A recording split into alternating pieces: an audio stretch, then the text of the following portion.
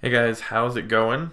So for this video I was going to have a time lapse of me painting this beautiful mermaid, but unfortunately I forgot and I didn't get it set up right. So instead I have the Procreate time lapse, which it doesn't really show everything I'm doing. It just shows each canvas state. So after each action it will make that into a frame. So it's not quite as detailed. You can't see exactly every step I took, but it's still a pretty fun time lapse.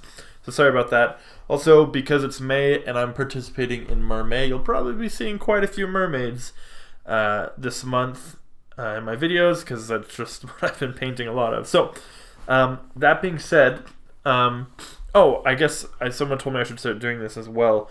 Yeah, if you like this video and you want to see more of it, please leave a like and subscribe. The more likes that I get and the more comments and shares and stuff like that, the more YouTube will promote my video and show it in the sidebar.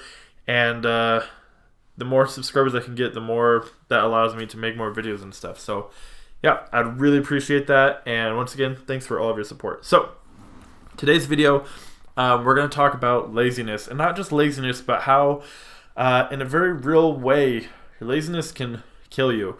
And there's kind of two ways you can take this. So the first way is that obviously if you are too lazy, like so lazy you never get out of bed and just turn into like a big fat blob, just like this thumbnail, like this mermaid, you'll die, right? Like if you don't get exercise, you don't take care of yourself, you'll die. That's one obvious way. But I think there's a less obvious way that's a little bit more subtle and a little bit more insidious that most people don't think about, or we do think about it, but it's never enough in the forefront of our mind to really take action and do anything about it. And it's something that I have experienced firsthand, and I'm sure a lot of you have as well. So laziness, it's obviously something that pretty much everyone has experienced at one point in their lives or another, and on the face value, there's nothing that bad about it, right? Like, it's undesirable, but it's not quite the worst thing in the world to be lazy. And in some aspects that might be true, but I think especially for artists, being lazy is really detrimental to our creativity. So there was a time in my life where I was super stressed out about money. My art wasn't going super well. People weren't responding to it as well as I'd liked. And I wasn't making a lot of money on freelance jobs, and I was really discouraged, and it made me really, really depressed. And if you've had depression before, you know kind of what it feels like. You lose a lot of motivation to do anything.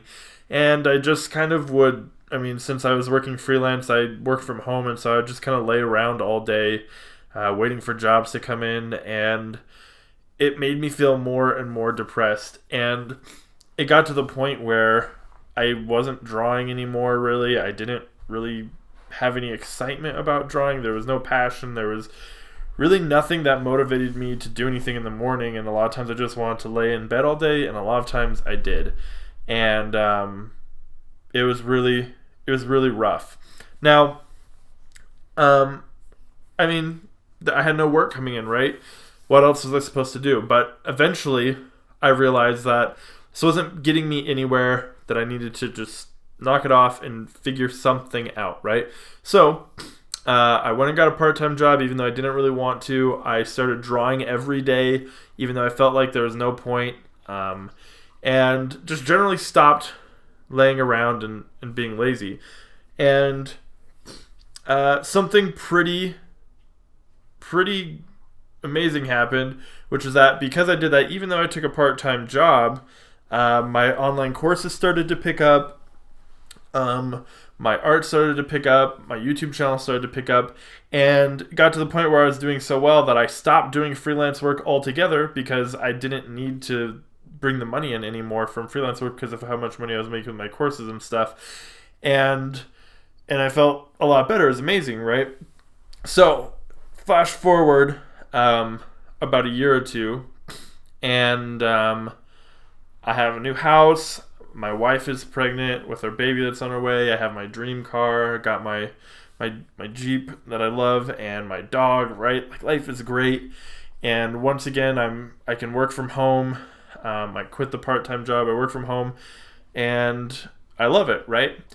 But something similar started to happen, but in a completely different light. And I found it really interesting in that I started to once again kind of slack off, right? Only this time I wasn't really depressed. I was happy, right? My life was great. There's nothing for me to complain about.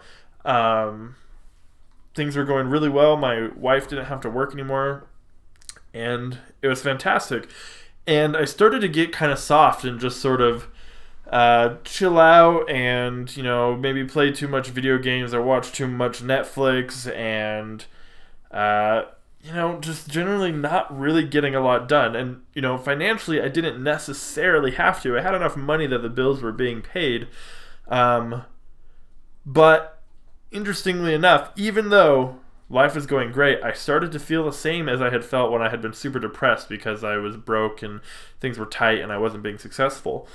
And I realized that it wasn't so much how much money I had or how much people liked my art or how good I was that determined my fulfillment with life and my creativity and my passion to keep going, but that it was actually whether or not I was doing something, whether or not I was actively pursuing any sort of goal or dream or something, or if I was just kind of sitting around letting life happen to me.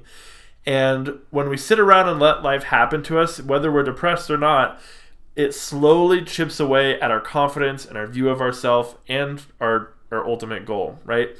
If you were to look at your life as like a loading bar, for like a, you're loading like a video or something like that, or back in the olden days on internet when you had flash games that had to load and you had the loading bar.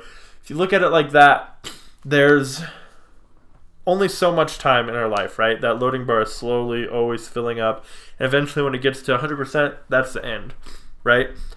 And normally in a game, what is being loaded is set, right? It's in the programming of the game, and once that loading bar finishes loading, then whatever was loaded is what you get to play with, right? And in our life, though, we kind of get to choose what's going to load, right? And if we sit around watching TV all the time or playing video games all the time or, whatever it is that isn't necessarily bad in and of itself, but isn't great, it's not really fulfilling us, it's not really helping us get to where we want to be, then the sad truth is that by the time that loading bar is done and we move on to whatever's after this life, it's going to possibly be really devastating for us to look back and see, man, I didn't really accomplish anything. I didn't load anything amazing. And, I really regret not doing more, right? How many days have gone by for you where you just sat around and didn't get any closer to any sort of goal of yours?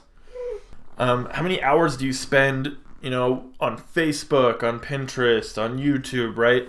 Which that's not me telling you not to watch my videos. If I were you, this is what I do. Watch my videos while you draw or paint or something else. How many hours have you wasted? How many hours do you waste a day? I was talking with my brother the other day, and we were talking about, this is maybe like a month or so ago, a couple weeks ago, we were talking about how many hours we waste a day.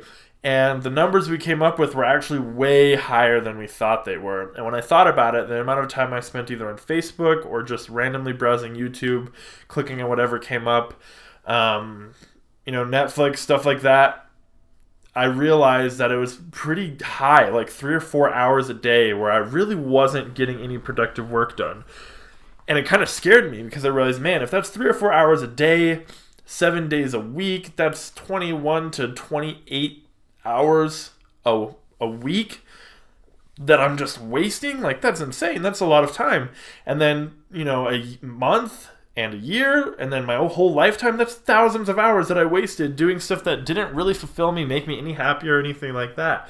So, take an evaluation, figure out how much time you're spending, because when you think about, the video set, the title of the video is How Laziness Can Kill You. And if you think about who you are, what that means, I typically, when I think of what it means to be me or who I am, I try to imagine the best version of me, right? Like if I was the best me I could be, the optimal me, right? The hardest working, the best person, most moral, the whatever it was that I could be. And I compare that to where I am now. That's kind of how I gauge, if what I'm doing in my life is really going to be beneficial to me. And the more lazy you are, the more it gets you away from that best version of yourself. The more it slowly starts to kill who you really are, until there's nothing left but a shadow of yourself, and you're just kind of like this empty husk of a person who goes from, stimulation to stimulation, just constantly seeking entertainment and, distractions. So think about it. Really take a moment and think about whether or not what you do with your everyday life is really helping you become the best version of you, and it's really helping you be the person you want to be. Because, man, our time goes by so fast. It goes by way too fast. And if we don't consciously, purposely live our lives, if we don't take control over what we're doing, then life will just happen to us. And that's no way to live. That's no way to achieve any sort of meaningful purpose in life. So whether it's art or something else, whatever it is, really take action and do it on purpose. Anyways, that's it for this video. My dog is whining and wants my attention. So anyways, I appreciate all your guys' support. Like I said, leave a like and subscribe, and I will see you guys in the next one. Bye. Are you looking for even more content on how to become a digital artist? Then check out some of my online courses. Courses are anywhere from 3 to 12 hours long, and they have tons of in-depth content. They cover a range of topics from creature design to light and color, and from character design to digital painting. You'll gain access to a private Facebook group for students only, where you can stay motivated and get feedback on your work. Plus, I provide fully responsive support throughout all of my courses, and I offer a 100% no questions asked money-back guarantee. Normally, my courses range from $1 to $200, but subscribers can take any of them for only $15. And once you buy it, you own it for life. There's no time limits, no subscriptions, anything like that. So, if you want to show your support and become a better artist in the process, then use the link in the description or use the promo code YT discount on any of my courses. Have a good one.